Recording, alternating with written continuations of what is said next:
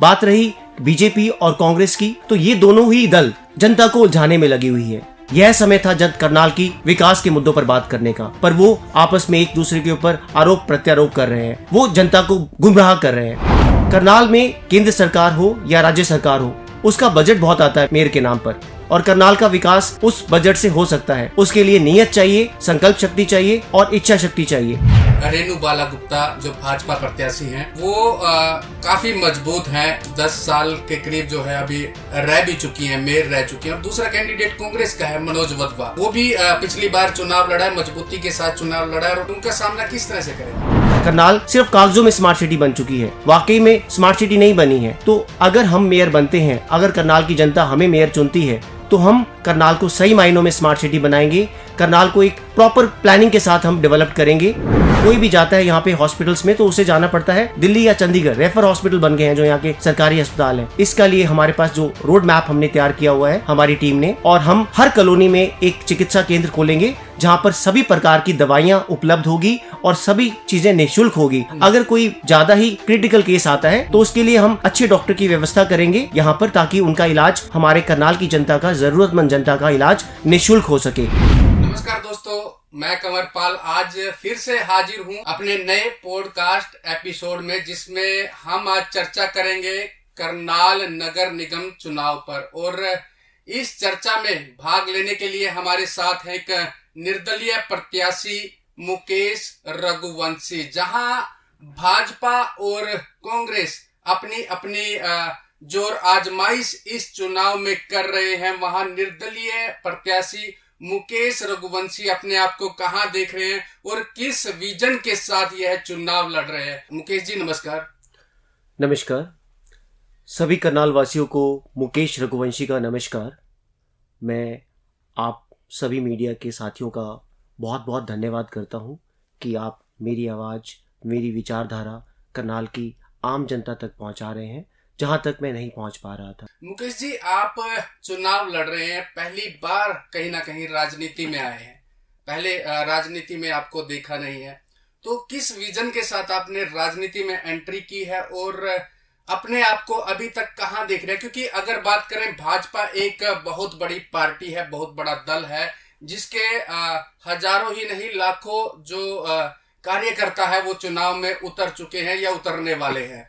वहीं कांग्रेस की बात कर ले, कांग्रेस भी बहुत पुरानी पार्टी है और पार्टी होने के साथ साथ उनका जो कैंडिडेट है वो पिछली बार भी चुनाव लड़ चुका है, काफी मजबूती के साथ उन्होंने चुनाव लड़ा है, मनोज वधवा।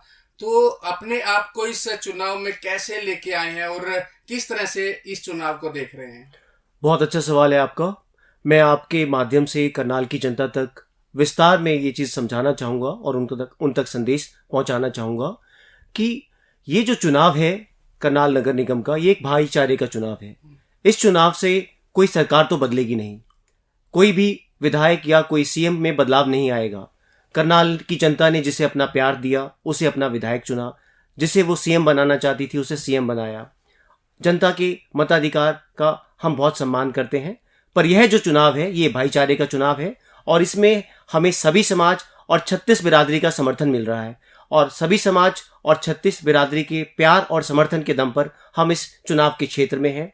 मेरे लिए किसी भी राजनीतिक दल के चुनाव चिन्ह से ज़्यादा मायने रखता है जनता का प्यार, आम जनता का प्यार, 36 बिरादरी का समर्थन, वो मेरे पास है। बात रही बीजेपी और कांग्रेस की, तो ये दोनों ही दल जनता को उलझाने में लगी हुई है। यह समय था जब करनाल की विकास के मुद्दों पर बात करने का, पर वो आपस में एक दूसरे के ऊपर आरोप प्रत्यारोप कर रहे हैं, वो जनता को गुमराह कर रहे हैं, वो जनता को गुमराह कर रहे हैं। यह समय गुमराह करने का नहीं था, उनसे जनता को बताना चाहिए था कि वो किन मुद्दों पर करनाल में चुनाव लड़ेंगे और पिछले 10 सालों में उन्होंने क्या किया है। मैं आपके माध्यम से एक और चीज़ कहना चाहूँगा कि करनाल में केंद्र सरकार हो या राज्य सरकार हो, उसका बजट बहुत आता है मेयर के नाम पर, और करनाल का विकास उस बजट से हो सकता है। उसके लिए नीयत चाहिए, संकल्प शक्ति चाहिए और इच्छा शक्ति चाहिए। अगर ये होती तो कोई भी मेयर ये काम कर सकता था, करनाल को सही मायनों में स्मार्ट सिटी बना सकता था। अभी कागजों में स्मार्ट सिटी बनी है करनाल सिर्फ कागजों में स्मार्ट सिटी बन चुकी है, वाकई में स्मार्ट सिटी नहीं बनी है। तो हमारी टीम, अगर हम मेयर बनते हैं, अगर करनाल की जनता हमें मेयर चुनती है, तो हम करनाल को सही मायनों में स्मार्ट सिटी बनाएंगे। करनाल को एक प्रॉपर प्लानिंग के साथ हम डेवलप करेंगे। करनाल में कोई भी बच्चा पढ़ना चाहेगा तो उसको शिक्षा के क्षेत्र में निःशुल्क सुविधाएं दी जाएगी। हम चाहेंगे कि सभी कॉलोनियों में चिकित्सा की निःशुल्क सुविधाएं हो ताकि ज़रूरतमंद लोगों का इलाज हो, उन्हें इलाज के लिए दिल्ली और चंडीगढ़ न जाना पड़े। साथ साथ हम चाहेंगे कि यहाँ पर बहुत सा ट्रैफिक जाम होता है, अगर यहाँ पर निःशुल्क एसी बसेस, जो फ्री में एसी बसेस चलाई जाए और उसकी प्रॉपर टाइमिंग हो ताकि वो पर्टिकुलर एक सही जगह पर समय पर आए, तो करनाल की जनता अपने वाहनों का उपयोग कम करेगी और एसी बसेस जो उनके लिए बिल्कुल मुफ्त होगी उसमें करनाल की जनता अगर जाएगी तो करनाल में ट्रैफिक जाम की समस्या का भी समाधान हो सकेगा। इसके साथ साथ हम चाहेंगे कि करनाल में बहुत सारी कॉलोनियां हैं जो अनअप्रूव्ड कॉलोनियां हैं, वहां पर सड़कें तक नहीं बनी है। कुछ एग्जाम्पल लेना चाहूंगा मैं। वार्ड नंबर 20 में शैदपुरा का क्षेत्र आता है, सूरज नगर का क्षेत्र आता है वार्ड नंबर 5 के क्षेत्र में, वार्ड नंबर 4 और 3 में ऐसे बहुत सी कॉलोनियां हैं जहां अभी तक सड़कें नहीं बनी है। हम सिर्फ करनाल का स्मार्ट सिटी का राग सुनते रहते हैं इन नेताओं से, लेकिन करनाल स्मार्ट सिटी जब बनेगा जब वो वाकई में दिखेगा स्मार्ट सिटी। वाकई में दिखेगा। आपने एक अच्छी बात की है कि जो ट्रैफिक जाम हम हर चौक पे देख सकते हैं कि बहुत सा ट्रैफिक जाम होता है। अगर निःशुल्क बसें, ऐसा हो सकता है कि जैसा आपने बोला कि इतना बजट होता है। देखिए, करनाल की जनता को मैं आपके माध्यम से संदेश देना चाहूंगा कि यहाँ पर पैसों की कमी नहीं है। हजारों करोड़ का बजट आ रहा है करनाल में केंद्र सरकार से और राज्य सरकार से स्मार्ट सिटी के नाम पर वो स्मार्ट सिटी का जो बजट है वो किसी एक इंसान के व्यापार के विकास में लग रहा है। वो मेयर के जो भी साथी हैं उनके व्यापार के विकास में जा रहा है वो बजट, जो करनाल के विकास में लगना चाहिए था, करनाल को स्मार्ट सिटी बनाने के लिए लगना चाहिए था।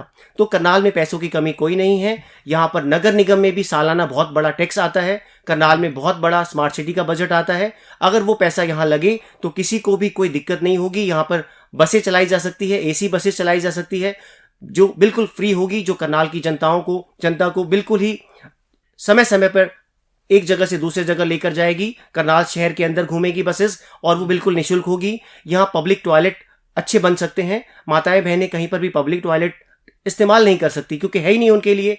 कोई भी आप देखिए शहर के अंदर, क्या स्मार्ट सिटी में कोई पब्लिक टॉयलेट नहीं होना चाहिए हमारी माताएं बहनों के लिए? उसके साथ साथ यहाँ चिकित्सा के क्षेत्र में आप जाके देखिए, कोई भी जाता है यहाँ पे हॉस्पिटल्स में तो उसे जाना पड़ता है दिल्ली या चंडीगढ़। रेफर हॉस्पिटल बन गए हैं जो यहाँ के सरकारी अस्पताल हैं। हम इसका लिए हमारे पास जो रोड मैप हमने तैयार किया हुआ है हमारी टीम ने, और हम हर कॉलोनी में एक चिकित्सा केंद्र खोलेंगे जहां पर सभी प्रकार की दवाइयां उपलब्ध होगी और सभी चीजें निःशुल्क होगी। अगर कोई ज्यादा ही क्रिटिकल केस आता है तो उसके लिए हम अच्छे डॉक्टर की व्यवस्था करेंगे यहाँ पर, ताकि उनका इलाज, हमारे करनाल की जनता का, जरूरतमंद जनता का इलाज निःशुल्क हो सके। इसके साथ साथ करनाल में किसी को भी एम्बुलेंस की सेवा की जरूरत पड़ती है तो अगर हम करनाल के मेयर, हमें करनाल की जनता चुनती है करनाल का मेयर, तो हम करनाल में निःशुल्क एम्बुलेंस की सुविधा जो बिल्कुल फ्री होगी, करनाल में 24 घंटे फ्री एम्बुलेंस की सेवा उपलब्ध कराई जाएगी। अच्छा, आपने सभी चीजें बताई कि इस तरह के काम हो सकते हैं, लेकिन अगर बात करें आपके सामने जो चुनाव लड़ रहे हैं, पहले कैंडिडेट जो है रेणु बाला गुप्ता जो भाजपा प्रत्याशी हैं, वो काफी मजबूत हैं, 10 साल के करीब जो है अभी रह भी चुकी हैं, मेयर रह चुकी हैं। और दूसरा कैंडिडेट कांग्रेस का है मनोज वधवा, वो भी पिछली बार चुनाव लड़ा है, मजबूती के साथ चुनाव लड़ा है, तो उनका सामना किस तरह से करेंगे? बहुत अच्छा सवाल है आपका। मैं आपके माध्यम से करनाल की जनता को यह बताना चाहूंगा कि जिसको एक राजनीतिक दल ने 10 साल से टिकट दी, मेयर की टिकट दी और वो प्रत्याशी जीता और 10 साल उसने अपना कार्य किया, उसका काम आप देख चुके हैं। आप देख चुके हैं कि हजारों करोड़ का बजट आया और वो बजट करनाल के विकास में नहीं लगा, वो किसी एक इंसान के व्यापार के विकास में लगा, तो उसे तो आप देख ही चुके हैं। दूसरा जिसका आपने नाम लिया, जो दूसरे राजनीतिक दल से हैं, उनके पास कोई भी आधार नहीं होगा कार्य कराने का। वो करनाल की जनता का कोई भी कार्य नहीं करवा पाएंगे, करनाल का विकास नहीं करा पाएंगे। करनाल की जनता का विकास सबसे महत्वपूर्ण है आज की डेट में। तो हम चाहेंगे कि हम सरकार के विरोध में नहीं है, हम चाहते हैं कि जो बजट आ रहा है केंद्र सरकार का और राज्य सरकार का, वो सही तरीके से, एक नियत अच्छी होगी, संकल्प शक्ति, इच्छा शक्ति के साथ करनाल के विकास में लगे, करनाल की जनता के विकास में लगे। अभी वो करनाल की जनता के विकास में नहीं लग रहा क्योंकि नियत की कमी है। अगर वो नीयत सही हो तो वो जनता के विकास में लगे। मैं इस चुनाव में जो उतरा हूं वो करनाल की 36 बिरादरी और सभी समाज के समर्थन से उतरा हूं। तो मेरे लिए उन 36 बिरादरी और सभी समाज का जो समर्थन है वो किसी भी राजनीतिक दल से ऊपर है। और करनाल की जनता ने एक प्रत्याशी को 10 साल का मौका दे दिया है। अगर उन्होंने उससे दोबारा, आपको लगता है करनाल की जनता को कि प्रत्याशी ने सही काम किया है, जो मेयर थे यहाँ पर उन्होंने 10 साल में करनाल का विकास किया है और सभी बजट को करनाल में लगाया, तो आप दोबारा उन्हें चुनिए। अगर आपको लगता है कि करनाल में वो बजट नहीं लगा और करनाल का विकास नहीं हुआ और करनाल सही मायनों में स्मार्ट सिटी नहीं बना, तो इस बार आप बदलाव करें, आप हमें इस बार मेयर बनाएं। हम करनाल की जनता के विकास के लिए, करनाल को स्मार्ट सिटी बनाने के लिए, अगर हमें किसी भी सरकार के सामने अपनी झोली पसारनी पड़ती है करनाल के विकास के लिए, करनाल की जनता के कल्याण के लिए, तो हम वो करेंगे। अच्छा, एक हर कोई कहीं ना कहीं आरोप लगाता है, तो सत्ताधारी पार्टी होती है कि मेरे ऊपर दबाव बनाया जा रहा है। ऐसा आरोप जो कांग्रेस के कैंडिडेट हैं उन्होंने भी लगाया कि दबाव बनाया जा रहा है, दबाने का प्रयास जो है सत्ताधारी पार्टी जो भाजपा है उसके द्वारा किया जा रहा है, उनके लोगों के द्वारा किया जा रहा है। तो आपके ऊपर भी कहीं ऐसा दबाव बना है या दबाव बनाने का प्रयास किसी ने किया है? देखिए, मेरी ये पूरी जिंदगी देश के नाम है, करनाल की जनता के नाम है। मैं एक लाइन में एक चीज़ कहना चाहूँगा, तन समर्पित, मन समर्पित और ये जीवन समर्पित। मैं चाहता हूँ मेरे करनाल की धरती मैं कुछ और भी दूँ। इसके साथ मैं करनाल, इस विज़न के साथ मैं करनाल की जनता की सेवा के लिए उतरा हूँ। मेरे लिए ये जो पद है ये सेवा का पद है और मेरे साथ सभी राजनीतिक दलों के कार्यकर्ताओं का समर्थन है। कार्यकर्ता वो होते हैं जो किसी भी राजनीतिक दल का झंडा उठाते हैं, किसी भी छोटे मोटे कार्य करते हैं। सब्जी बेचने वाला हो सकता है, रिक्शा चालक हो सकता है, चाय बेचने वाला हो सकता है, घरों में काम करने वाला हो सकता है, कोई आपका चपरासी हो सकता है, कोई आपका कोई भी छोटे ड्राइवर हो सकता है। तो ये किसी न किसी राजनीतिक दल से जुड़े हुए हैं और मुझे सभी राजनीतिक दलों के कार्यकर्ताओं का समर्थन है। तो दबाव का प्रश्न ही नहीं उठता। दबाव उनके ऊपर आ सकता है जिन्होंने कोई घोटाला किया हो, जिन्होंने कोई टैक्स चोरी की हो, जिन्होंने कोई गलत काम किया हो, वो दबाव में आ सकते हैं। मुझे दबाव में इसलिए नहीं लाया जा सकता क्योंकि मेरे साथ सभी समाज का, सभी राजनीतिक दलों के कार्यकर्ताओं का समर्थन है और मैं उन्हीं सभी राजनीतिक दलों के आम कार्यकर्ताओं का, जो रिक्शा चालक है, चाय बेचता है, सब्जी बेचने वाला है या छोटे मोटे काम करता है, उनका समर्थन है। और 36 बिरादरी के समर्थन और प्यार से ही मैं इस चुनाव में उतरा हूं, इसलिए मेरे ऊपर किसी प्रकार का कोई दबाव नहीं आ सकता। और मैं करनाल के विकास के लिए चुनाव लड़ने जा रहा हूं। मैं अपने विकास के लिए नहीं उतरा हूं, मैं अपने व्यापार के विकास के लिए नहीं उतरा हूं। मैं करनाल की जनता के विकास के लिए और करनाल को सही मायनों में स्मार्ट सिटी बनाने के लिए करनाल से मेयर के चुनाव में उतरा हूं। तो मेरे ऊपर कोई भी दबाव नहीं बनाया जा सकता। आपके ऊपर दबाव नहीं बनाया जा सकता। तो करनाल की जनता आपके बारे में जानना चाहती है कि हमारा कैंडिडेट किस तरह का, कितने उन्होंने क्वालिफिकेशन उनकी क्या है, कितनी स्टडी की है, काम क्या किया है। मैं आपके माध्यम से करनाल की जनता को अपने बारे में बताना चाहूँगा। मैं करनाल की जनता के बीच में ही रहा हूँ। मैं करनाल की जनता मेरा परिवार है, करनाल के सभी समाज के लोग मेरा परिवार है। मेरा जन्म करनाल में हुआ, उसके बाद मैंने अपनी स्कूलिंग प्रताप पब्लिक स्कूल से की। मेरा पूरा बचपन करनाल में बीता। उसके बाद कॉलेज करने के बाद मैंने शिक्षा के क्षेत्र में ही कार्य किया और शिक्षा के क्षेत्र में कार्य करने के समय मेरे पास इतने संसाधन नहीं थे, पर जो भी संसाधन थे उस माध्यम से मैंने उन लोगों तक शिक्षा पहुंचाई जिनके पास धन का अभाव था, पर उसमें भी मेरे पास बहुत ही लिमिटेशंस थी। उसके बाद मैं सरकार की सेवाओं में रहा, वहाँ से भी जो मेरे लिए संभव हो सकता था वो मैंने करनाल की जनता के लिए किया। यहाँ मैंने बहुत से लोगों को अपने संपर्क के माध्यम से दिल्ली में इलाज करवाया। बहुत से ऐसे बच्चों को जो IAS IPS की कोचिंग लेना चाहते थे, सिविल सर्विसेज की, या जो IIT या एम्स की कोचिंग लेना चाहते थे कोटा या दिल्ली से, उनके लिए निःशुल्क सेवाएं उपलब्ध कराई। पर मेरे पास इतना संसाधन नहीं था कि मैं करनाल में ज़्यादा बड़े स्केल पर ये कार्य कर सकूं। एक एग्जाम्पल के माध्यम से मैं समझाना चाहूँगा। करनाल में कितने ही SP और कितने ही DC आए और गए, पर कोई भी सभी के लिए, करनाल के वासियों के लिए निःशुल्क, जरूरतमंद लोगों के लिए, जरूरतमंद लोगों के बच्चों के लिए फ्री शिक्षा की व्यवस्था नहीं कर पाया। कोई भी जरूरतमंद लोगों के फ्री इलाज की व्यवस्था नहीं कर पाया। इसका कारण ये रहा कि उनके पास एक दायरे में काम करने की पावर होती है, उनके प्रोटोकॉल्स होते हैं, वो उस प्रोटोकॉल्स के बाहर जाके कार्य नहीं कर सकते। तो उनकी जो प्रोटोकॉल्स होते हैं, एक दायरा होता है, उसी दायरे में एक अफसर को कार्य करना होता है। तो अफसर बन के आप किसी शहर का इस तरीके से विकास नहीं कर सकते। करनाल मेरी जन्मभूमि है और मैं चाहता हूं कि यहाँ पर कोई भी ज़रूरतमंद बच्चा, कोई भी ऐसा माँ बाप को ना लगे कि मेरे पास धन नहीं है तो मैं अपने बच्चों को अच्छी शिक्षा कैसे दूंगा। उस किसी भी परिवार को ये ना लगे कि हमें पैसे नहीं है तो हम बीमार हो गए तो इलाज कैसे होगा। किसी को ये ना लगे कि हम करनाल में पढ़ रहे हैं, हमारा भविष्य क्या होगा। हम आने वाले समय में करनाल में स्थानीय रोजगार के अवसर भी उपलब्ध कराने के लिए प्रयास कर रहे हैं। सरकार के भरोसे सब कुछ नहीं छोड़ा जा सकता। सरकार सिर्फ एक फंड दे सकती है, एक बहुत बड़ा बजट दे सकती है, लेकिन उस बजट को जमीन पे लगाने के लिए एक नियत चाहिए, संकल्प शक्ति चाहिए और इच्छा शक्ति चाहिए। अगर हम करनाल को एक स्मार्ट सिटी बनाए तो इसमें करनाल की सभी 36 बिरादरी को सहयोग मिलेगा, 36 बिरादरी को बहुत आगे बढ़ने का मौका मिलेगा।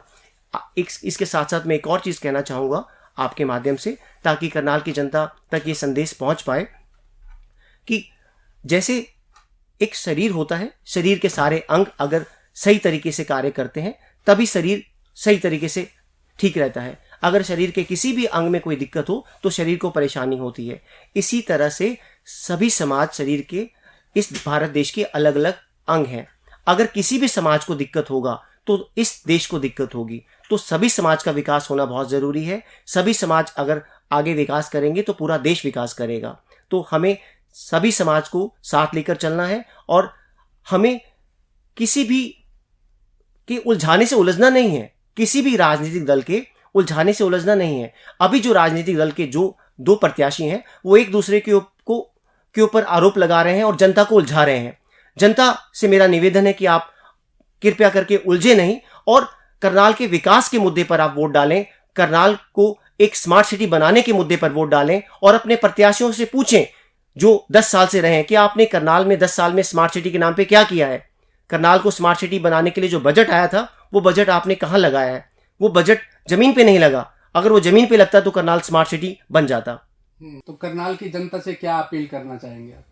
मैं सभी करनाल के निवासियों को अपील करना चाहूँगा कि आप आने वाली 2 मार्च को ज़्यादा से ज़्यादा मतदान करें, अपने मताधिकार का प्रयोग करें और कुर्सी के सामने वाला चुनाव चिन्ह हमारा कुर्सी है मेयर के चुनाव में, तो कुर्सी के सामने वाला बटन दबाकर हमें करनाल का मेयर बनाएं ताकि हम करनाल को सही मायनों में स्मार्ट सिटी बनाएं।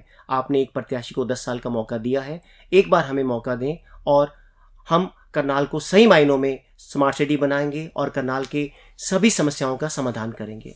जय हिंद, जय भारत। तो बहुत अच्छा आपने बताया, ये चर्चा बहुत अच्छी रही हमारी। तो ये थे हमारे साथ करनाल नगर निगम से चुनाव लड़ रहे निर्दलीय प्रत्याशी मुकेश रघुवंशी, जो कि अभी चुनाव मैदान में है। 2 तारीख को चुनाव होने हैं। किसकी जीत होगी, किसकी हार होगी, ये तो आने वाला समय बताएगा। मैं सभी से अपील करूंगा दोस्तों, जो भी इस वीडियो को देख रहा है, जो भी हमारे इस पॉडकास्ट को देख रहा है, कमेंट सेक्शन में जाकर ये जरूर बताएं कि होने वाले नगर निगम चुनाव में कौन सा प्रत्याशी ज्यादा मजबूत आपको नजर आ रहा है। तो इस वीडियो को हो सके तो ज्यादा से ज्यादा शेयर जरूर कीजिएगा। धन्यवाद।